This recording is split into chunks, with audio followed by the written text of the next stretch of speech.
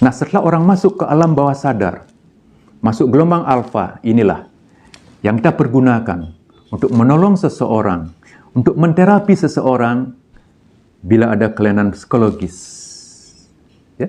Alam bawah sadar yang tercemar, yang cedera, dan bisa untuk memperdayakan diri untuk jiwa yang lebih positif, jiwa yang lebih kuat, jiwa sukses, jiwa semangat, jiwa sehat, jiwa bahagia, kita bisa masukkan di situ.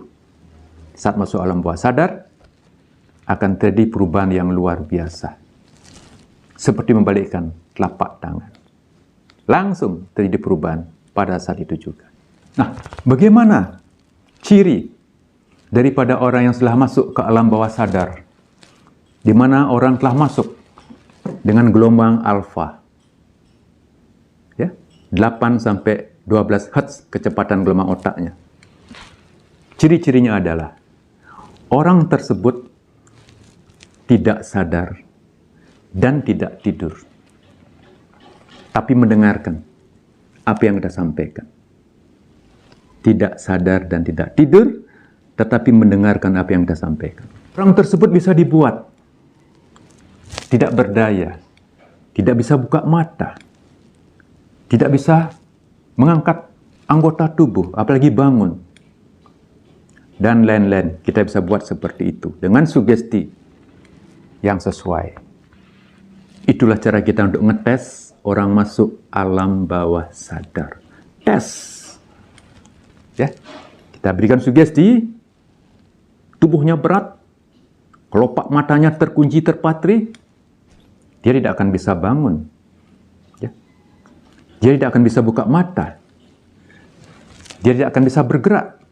Apalagi kita sugestikan tubuhnya terikat. Lunglai tanpa tulang, tak berdaya, misalnya. Maka dia tidak akan bisa bangun. Itu artinya dia benar-benar masuk alam bawah sadar. Kita bisa buktikan. Nah, kalau sudah bisa masuk ke alam bawah sadar, baru diberikan sugesti yang sesuai.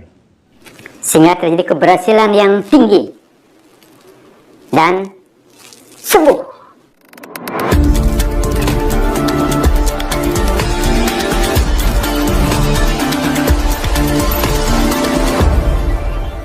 Sahabatku, bagaimana sifat alam bawah sadar? Alam bawah sadar kita punya sifat. Yang pertama, sakti. Yang kedua, cerdas. Dan yang ketiga, kekanak-kanakan. Saya akan jelaskan. Sakti. Kalau sudah orang masuk alam bawah sadar, ya, disugestikan tubuhnya kaku bagaikan papan, akan seperti itu. Kita kondisikan tubuhnya tanpa saraf bagaikan patung. Dipotong pun tangan kakinya dia diam. Digosok pun lukanya, dia diam. Dibakar pun anggota tubuhnya, dia diam. Tetapi kalau dibakar, dia tetap melepuh. Kalau dipotong, dia tetap putus. Tapi dia tidak merasakan. Itu sakti. Yang kedua, cerdas. Luar biasa alam bawah sadar ini, cerdas.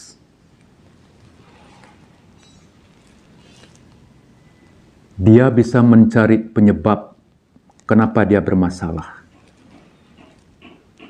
Satu. Berikutnya, dia bisa mencari tahu permasalahan masa lalu. Dia ingat dengan kejadian yang lama. Cerdas. Bila dia sudah tahu permasalahan, misalnya cedera alam bawah sadarnya, apa penyebabnya, dia bisa buang. Dan dia bisa lupakan. Betul-betul terbuang dan terlupakan dengan bersih. Tanpa sisa di alam bawah sadarnya.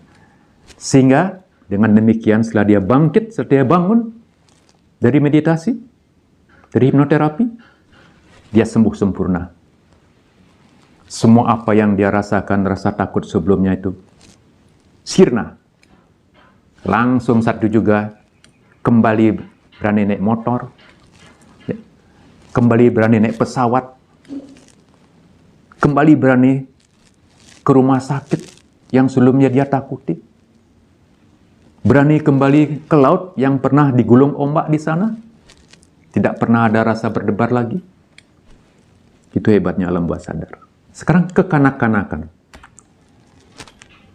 Ada yang bisa membuktikan kenapa alam bawah sadar saya sebut kekanak-kanakan?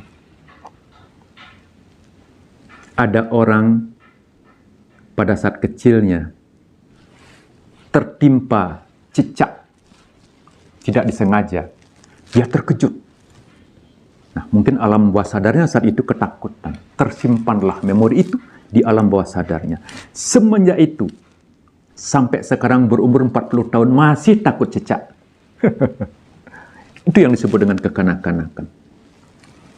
Karena cedera alam bawah sadar, rasa takutnya saat kecil itu masih ada di alam bawah sadarnya sampai saat 40 tahun. Sebelum dikeluarkan, tetap dia akan takut dengan cicak, kekanak-kanakan. Padahal cicak, makhluk yang lemah, tidak berdaya, tidak berbahaya. Kok dia takuti? Umur sudah tua. Ya, demikian juga dengan takut kecoa. Ya. Padahal dia alami, pasti ada kejadian sebagai penyebabnya. Tapi dia tetap masih ada di alam bawah sadar, sampai dia dewasa pun, belum terbuang, tetap takut sama kecoa. Kekanak-kanakan. Paham?